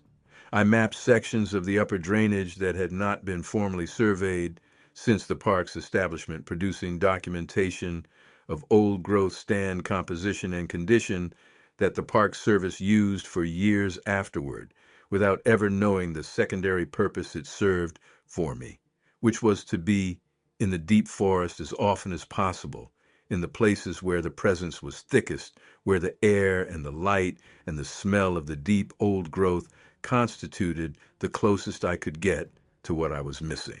I also began, in that period, the journal. I had been keeping informal notes for years, the kind of observations that accumulate when you spend 30 years in the same terrain and pay close attention. But in those 4 years without my mother, the notes became deliberate. I started writing down not just what I observed, but what I understood. The pattern of her people's movements across seasons, the locations they returned to, and what those locations had in common. The structures in the old growth that showed a consistency across decades, pointing to either the same individuals returning or a transmitted knowledge of how to use the land. Writing it down was a means of staying connected to what I knew. If I could not have the direct contact, I could maintain the knowledge, keep it real. She came back in the spring of 1965, slightly thinner than I had ever seen her, moving with a deliberateness in the joints that suggested long distances over hard terrain. But she was there. She ate from the food I had kept fresh at the cedar and came to the porch and sat with me through the evening and into the night. And when I woke at first light, she was still there, sitting with her back against the porch post, her face turned toward the forest. Her profile, lit faintly by the gray of the sky to the east, was the most beautiful thing I have ever seen. Not in any conventional sense, beautiful in the way that something is beautiful when it belongs completely to the world it came from, and you have been given, by an accident of biology, the ability to see that belonging clearly. She came more regularly after that, through the late 60s and into the 70s. I formed the impression, never fully confirmed, that the territory she had been ranging in the mid-60s had included some of the drainages being logged, and that the completion of those phases had, paradoxically, reduced the number of locations she needed to monitor. When the East Fork was taken, and the Queets tributary was taken, and the South Fork of the Hoh outside the park was taken, the pressure on the remaining territory was enormous, but the shape of the threat simplified. What was left was what the park protected, and the park boundary was fixed. The advance had stopped, at least in those years, and what remained was the core. The grief in this account should not be taken to mean that nothing was saved. The Hoh rainforest remains one of the most intact temperate rainforest ecosystems in the world. The Quinault Valley old growth is protected, including trees that hold state and national size records. The Queets and Bogaccio corridors inside the park boundary hold old growth that stands among the finest remaining anywhere. What was lost was significant and irreplaceable, but what was saved through the park boundary and the decades of pressure that preservation advocates put on the federal government to hold that line is not nothing. I am grateful for it every day, but the territory that was taken was what my mother's people had been using as transition zones and movement corridors between the deep interior and the lower elevations where food was most abundant. Cut those middle and lower elevations, and the interior old growth inside the park became a reduced range from which the lower elevation foraging was no longer accessible without crossing logged land and the human activity that went with it. By the 1970s, her visits had settled into roughly 4 times per year, spring, midsummer, early fall, and once in deep winter. There was one evening in the summer of 1973 that broke the pattern of those visits in a way I had not expected and have thought about more than almost any other single moment in my 90 years. It was July, a clear evening, the kind that comes to the Quinault Valley a dozen times in a summer when the marine layer pulls back and the light goes golden and long across the clearing. I was inside making dinner when I looked through the window toward the cedar at the edge of the clearing and saw my mother standing beside it. She was not alone. Two others stood with her, one on each side, and all three of them were facing the cabin with the particular stillness of people who are watching something without wanting to disturb it. The one on my mother's left I had not seen before. Taller than my mother, broader, with a coloring I had not encountered in any of the individuals I had observed over the years, a pale silver gray that caught the July light in a way that distinguished it from everything around it. This was not an elder gray, not the silver threading I had seen in my mother's coat in recent years. This was a primary coloring, as if it had always been this way. The individual beside it moved in a way that suggested it was younger, perhaps a late adolescent by body proportion, and its coloring was darker, closer to my mother's chestnut brown. What stopped my preparation of dinner and kept me at the window for the next 30 minutes was the quality of the scene below me. My mother and these two individuals were standing at the cedar in an arrangement that felt deliberate, as if they had come to a specific place for a specific reason, and what they appeared to be doing was simply standing together in the vicinity of the cabin, looking at it, looking at the property, the garden, the cleared ground, the structure my father had built and that I had maintained for 20 years, looking at the life that had been lived here, which was also in ways I could not fully articulate, a life that had been lived in proximity to them.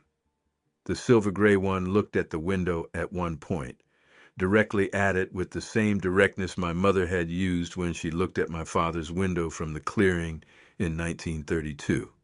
I did not move. I held the stillness that a lifetime of my mother's teaching had given me, the stillness that is not the absence of motion, but the presence of intention. The look lasted perhaps 15 seconds. Then the silver gray one looked away and made a sound, low and brief, and my mother responded with a sound of her own, and the three of them turned and walked back into the timber. I set my dinner on the stove and went to the porch and sat for a long time afterward, watching the light fade from the cedar. I thought about what I had seen, about the specific quality of that visit, which was not my mother coming to the cabin because she was expected. It was the visit of individuals who had come to see the place, to see what this was, this small human clearing at the edge of the old growth, this cabin built by a man who had loved one of their own, this property where a half version of something they recognized had been living for 40 years.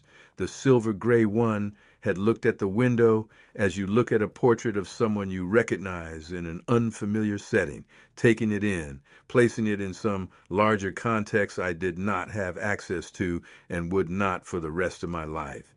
She arrived after dark, spent 1 to 3 nights, and left before full daylight. She ate what I left for her, moved through the surrounding territory in circuits I could partially reconstruct from the tracks she left near the creek, and communicated through the channels we had always used, the vocalizations, the gestures, the physical contact. That was how she said the things that mattered most. She was in her 60s by this time, by my estimate, though I have no precise way to know this. Her people's relationship with time and aging is not the same as ours, and whatever the biological substrate for their longevity, it was operating in her.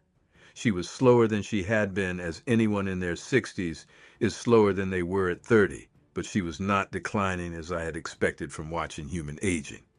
The strength in her hands when she touched me was the same strength I remembered from childhood. The quality of her attention was, if anything, more acute than it had been, as good listeners sometimes do. More acute with age, the noise of their own reactions quieted, the noise of their own reactions quieting enough to leave room for what the other person is actually saying. The 1970s brought the spotted owl controversy to public attention, and I followed it with an intensity my colleagues in the Park Service found excessive. The northern spotted owl, which nests only in old growth and cannot adapt to second growth plantations, was tracking the old growth acreage on a downward curve. Environmental groups began filing suits in the early 70s under the Endangered Species Act. Timber companies and mill workers pushed back. The politics were ugly on both sides, and both sides were partially right. The old growth contained irreplaceable biological values, and it had also supported rural economies for a century. The argument I could never make publicly was that the old growth debate was not fundamentally about owls. The owls could be counted, studied, entered into population models that courts would accept. In the fall of 1982, a woman stopped at the ranger station on her way out of the park after a solo backpacking trip on the Hoh River Trail. She was in her mid-40s, a physician from Seattle, composed and precise in the manner of people who have trained themselves to be accurate about what they observe. She said she wanted to report something, but that she needed whoever she reported it to understand that she was not the kind of person who reported things she could not account for, and that what she was about to describe she had thought about for the 3 days since it happened and still could not account for. On her second night on the Hoh River Trail, camped at the 5-mile marker, she had been woken around 2 in the morning by a sound. She described the sound low, very low, deep at a frequency she felt more than heard, repeating in what she could only call phrases, units that began and ended with distinct tonal characteristics, separated by silences that felt intentional rather than random. The sound lasted approximately 20 minutes. It was coming from the old growth on the north side of the river, and it was not elk, which she had heard before, and not coyote, and not wind and timber, and she was a person who had been camping in the backcountry of the Pacific Northwest for 20 years, and she did not need anyone to tell her what wind in timber sounded like.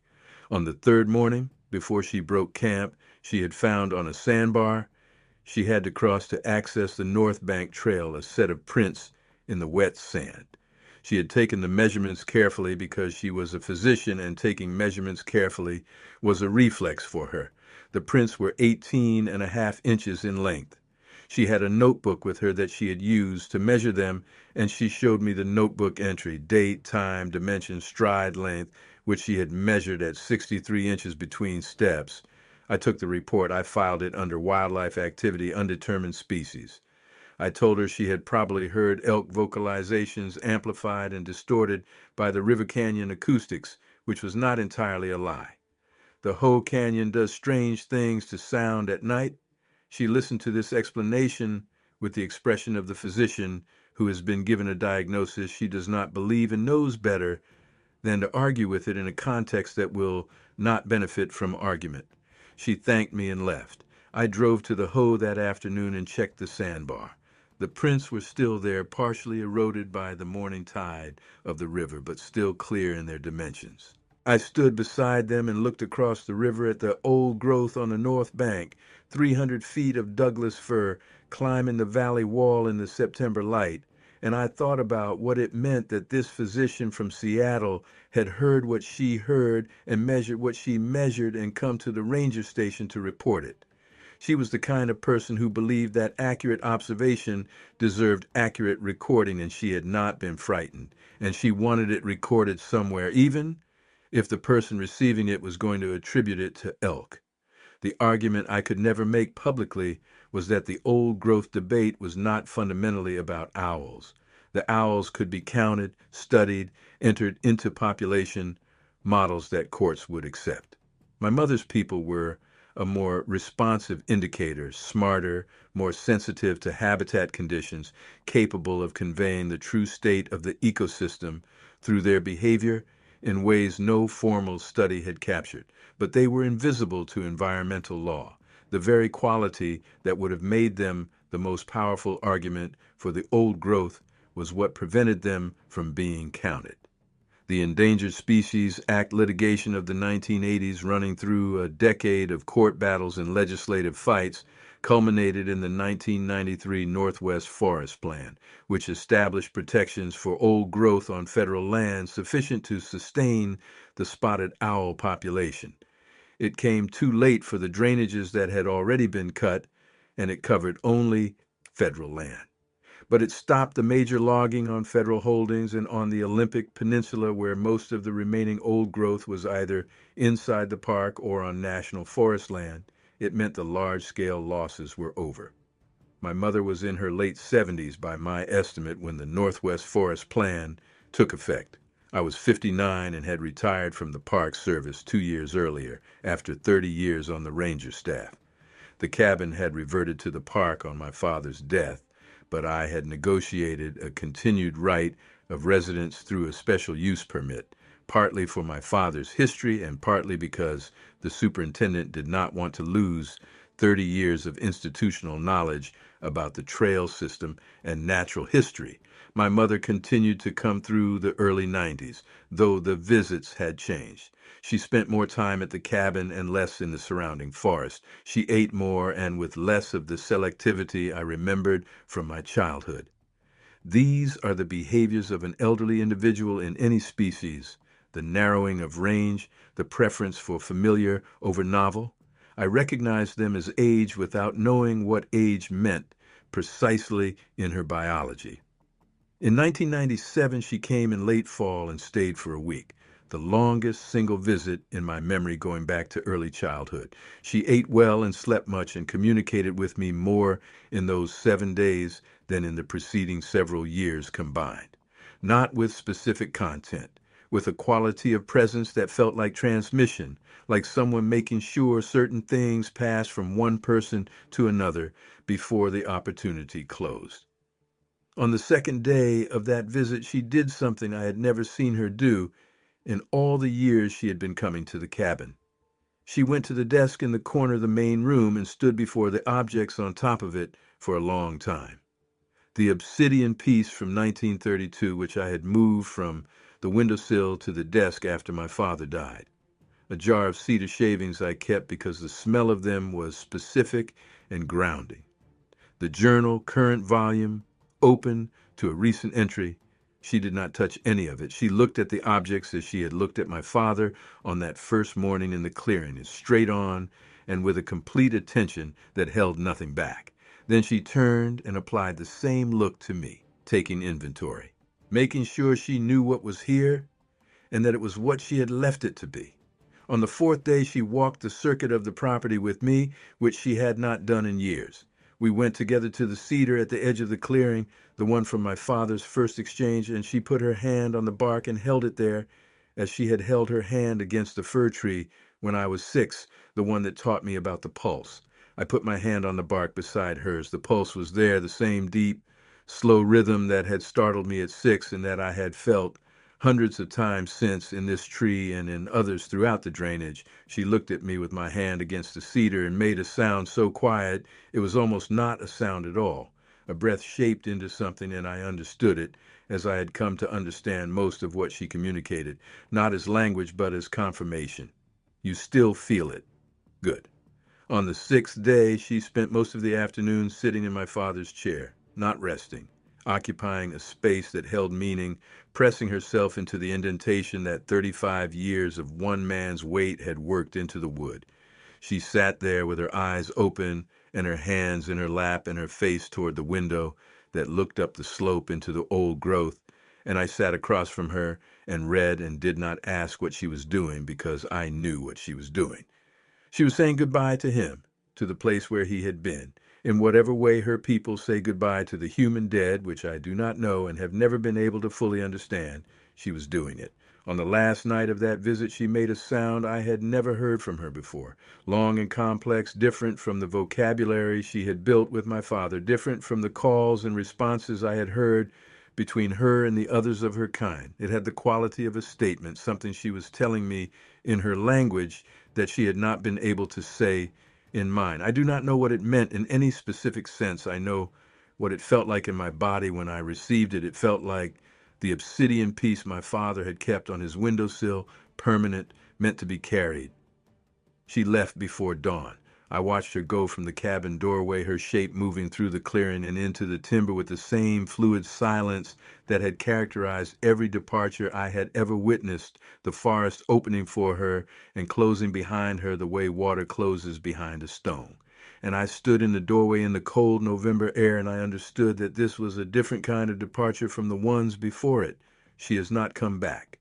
That was 27 years ago. I do not believe she is dead. I believe she is old by whatever standard applies to her biology, and that old for her People means something different from old for mine.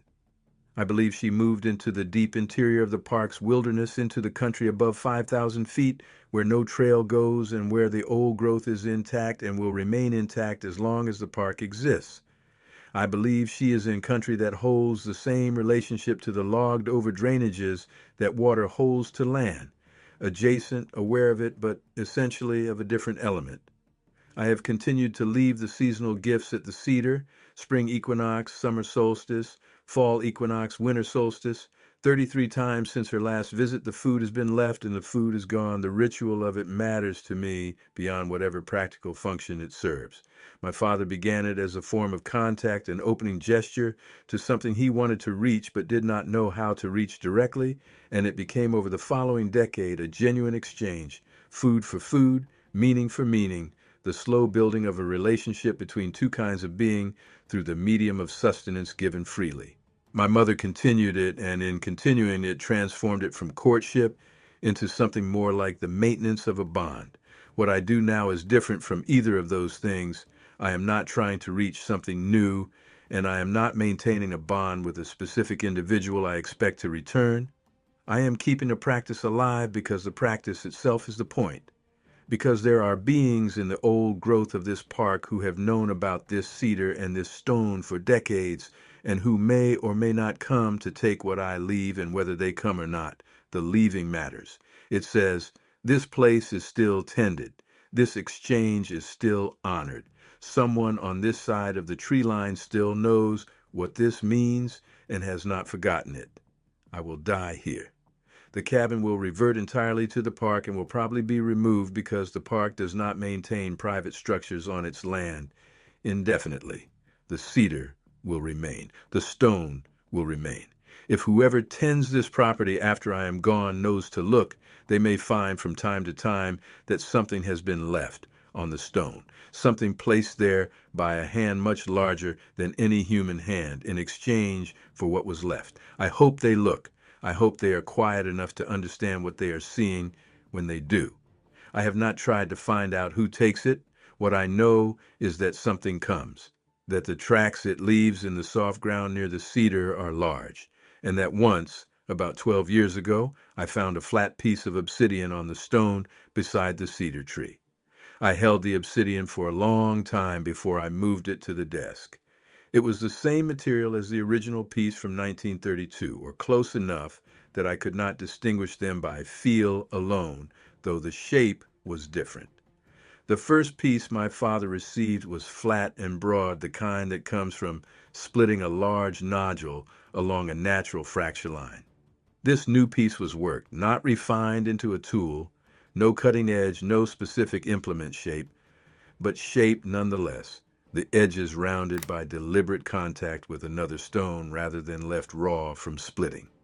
Something had taken the original obsidian form and modified it, spent time on it, made it into the object it was rather than the object nature had made it.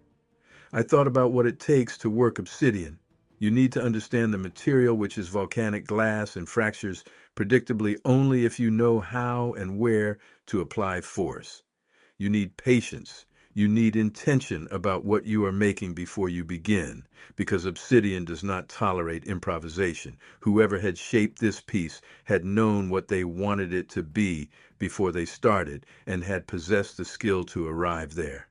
I have no way to know if the obsidian was placed there by my mother or by someone else from her people who knows about the cedar and the exchange.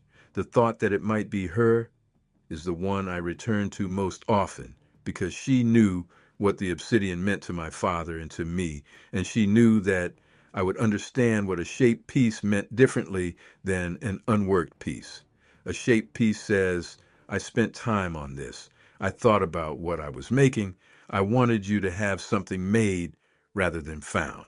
What I cannot do is know for certain. That uncertainty is the condition of my life, has been since the beginning, and at 90, I have learned to inhabit uncertainty the way the old growth inhabits the climate, not by overcoming it, but by being adapted to it at a cellular level. I do not need certainty about my mother. I need the cedar to still be standing and the pulse to still be there when I press my palm against the bark in the early morning, and the food to continue to go from the stone when I leave it on the equinoxes and solstices. Those things are enough. They are more than enough. They are everything. I retired from everything external in 2002. The cabin, the clearing, the seasonal maintenance, and the journal. Now 9 volumes in the desk drawer. The retirement was not abrupt. I had been stepping back from active patrol duties since 1995, transitioning into what the Park Service classified as resource management consultation, which in practice meant that I spent my working hours compiling and organizing the decades of observational records I had accumulated about the park's old growth stands and their associated wildlife. The park had good records, better than most national parks of its era, because it had been fortunate in its early rangers. But the records for the upper drainages in the decades before systematic survey protocols were established were thin, and my 30 years of close attention had produced something that could fill that gap, at least partially. I gave the Park Service everything that was safe to give them. The trail condition assessments going back to the early 60s, the old growth stand surveys I had conducted on my own time in the upper drainages, which documented the composition and structure of stands that had since been formally inventoried but whose baseline had not previously been recorded. The wildlife observation logs that covered the years before systematic monitoring programs began in the park, which had value for longitudinal studies of species populations over time. I withheld the private journal. What the private journal contained was not something the Park Service needed, and the people it might have implicated or the people it might have led others to look for deserved the protection of its continued privacy. I was 68 years old. I had been on the Olympic Peninsula for my entire life. The transition from Park Service employee to Park Service neighbor was, practically speaking, almost no transition at all. The cabin remained, the clearing remained, the seasonal maintenance remained, though I was now the one performing it on a property I technically no longer had professional responsibility for. The superintendent who oversaw my retirement threw a small party at the ranger station which I attended and at which I said very little, and ate the food and looked at the faces of the younger rangers and tried to convey something to them without saying it. This work matters. These forests matter. Pay closer attention than you think you need to. I do not know if it landed. I have not attended a Park Service function since. The cabin, the clearing, the seasonal maintenance, and the journal nest. Now, 9 volumes in the desk drawer, and which documents the most complete private record I know of what the Sasquatch presence on the Olympic Peninsula looked like across 7 decades. Not a scientific document in any formal sense, because I had no instruments or methodology that a scientific institution would accept, but a witness account. A record of what I saw and what I smelled and what I heard and what my body told me for the decades during which the old growth outside the park was removed and the territory that my mother's people had used for time periods I cannot accurately measure was progressively reduced to the territory the park protects. I am 90 years old. The cabin has held this long and will hold a few years longer if the winter storms don't take the roof first. The cedar at the edge of the clearing, the one my father used for the first exchange with my mother in 1932, is still standing. It is old-growth cedar, probably 600 years old, with a base circumference that takes me nearly a full minute to walk around. It is inside the park boundary, which means no chainsaw will touch it in my lifetime or in the lifetimes of anyone I am likely to know. What 90 feels like in this particular body is not what I expected from watching other people age. No arthritis. My joints move as they always have. My distance vision holds, and in low light, I still see more than I should. What arrived sometime in the last decade without being invited is a quality of patience unlike anything I consciously developed. It is not resignation. It is more like the patience of something geological, the patience of the cedar out front standing 6 centuries in this drainage and not experiencing the passing of seasons as urgency. I sit on this porch in the rain and the cold, and I am not uncomfortable because they are not inconveniences. They are conditions, and conditions are just what is. My days follow a pattern that would look spare to most people. I rise before light because the hour before dawn in the Quinault drainage carries a quality the rest of the day does not. The forest is most itself then, before the day hikers arrive at the trailhead 3 miles south, before the jays come down, and the squirrels start their argument circuits in the cedar canopy. I sit on the porch and I listen and I let my body settle into the frequency that is always there, waiting under the noise of the day for someone quiet enough to receive it. I make coffee on the wood stove, write in the journal, walk the property once, check the cedar and the creek level. I read. I eat simply. In the evenings, I sit on the porch and attend to the forest as the light changes, to the shifts in air and smell that come with the cooling slope, to the behavior of the birds as they settle, to the quality of silence after they're done. Not empty silence, but full of information for anyone with the capacity to receive it. At 90, I have been attending to this drainage for 9 decades, and the patterns I can read in it now are layered in ways no instrument could capture because they require the full span of time I have spent here and the specific biology I brought to the attending. The stumps are still visible in the East Fork drainage, 50 inches across, some of them the ones from the big Sitka spruce that Simpson took in the 50s. The cuts have long since weathered to a silver gray, and ferns and oxalis are growing on the tops of them, and in 40 or 50 more years, the second growth Douglas fir that was planted in rows in 1958 will be big enough to provide some of the structural complexity of old growth, though not all of it, and not the understory conditions, and not the soil depth and mycorrhizal network, which will take another 3 centuries to rebuild. The steelhead have come back to the East Fork Creek to some degree. The deer are there, the elk pass through in winter. What is not there and will not be there in my lifetime or my children's lifetime if I had children is the specific quality of the old growth that made the East Fork what it was. That is gone. Some losses are real losses and not recoveries. I have tried to articulate what was lost in those logged drainages beyond the biological inventory, beyond the spotted owls and the murrelets and the steelhead and the mycorrhizal networks, though all of those losses are real and documented in sufficient argument on their own.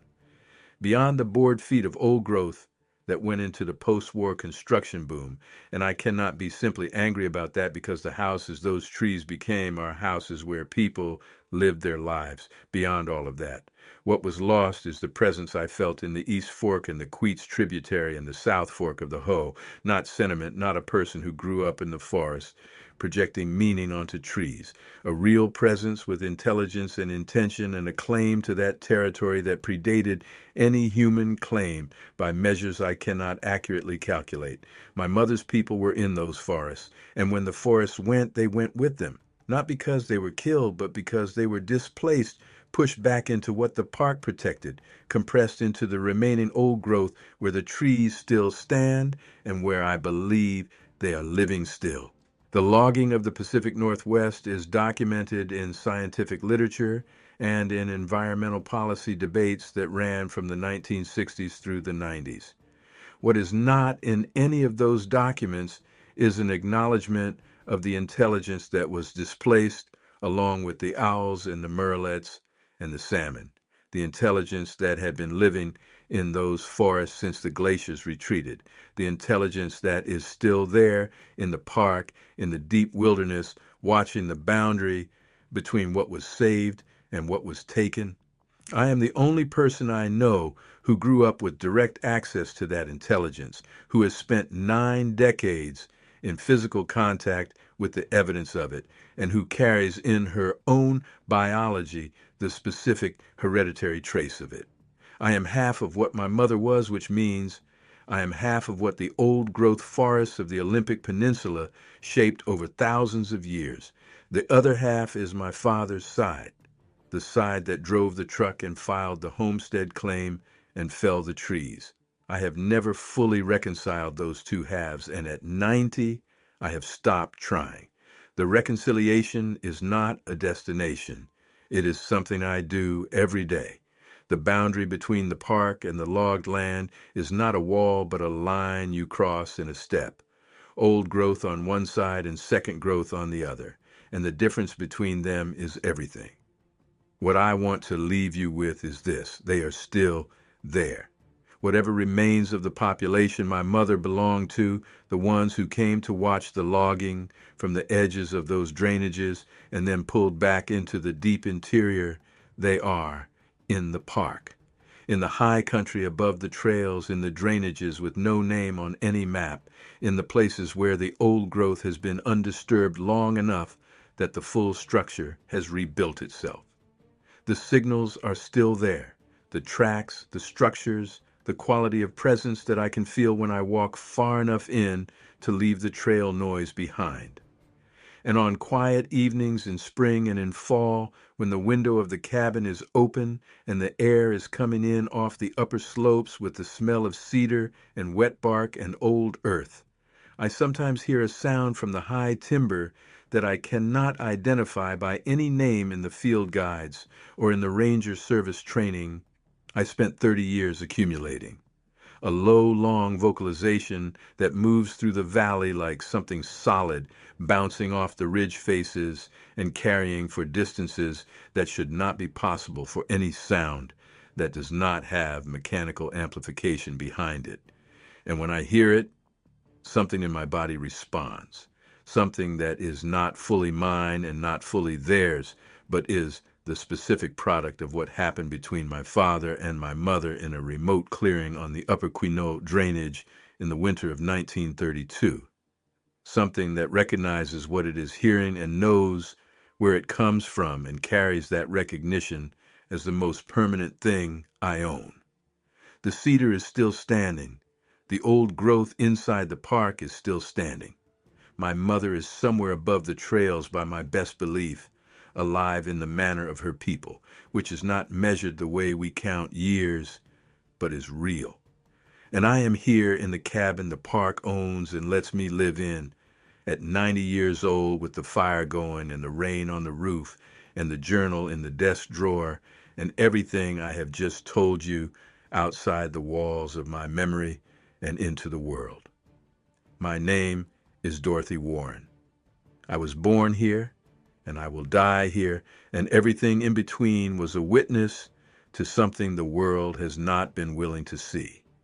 I have thought a great deal in the years since telling became a possibility. I began to consider about what I want from this account.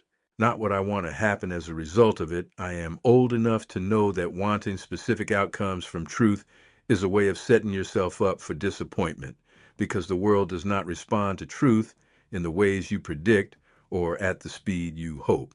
What I want is simpler than outcome. I want the record to exist. I want somewhere in the accumulated documentation of human experience on this continent there to be an account of what I saw and heard and felt and understood over 90 years in the Quinault drainage, written by someone who was present for all of it and who had reasons to understand it that no outside observer could replicate.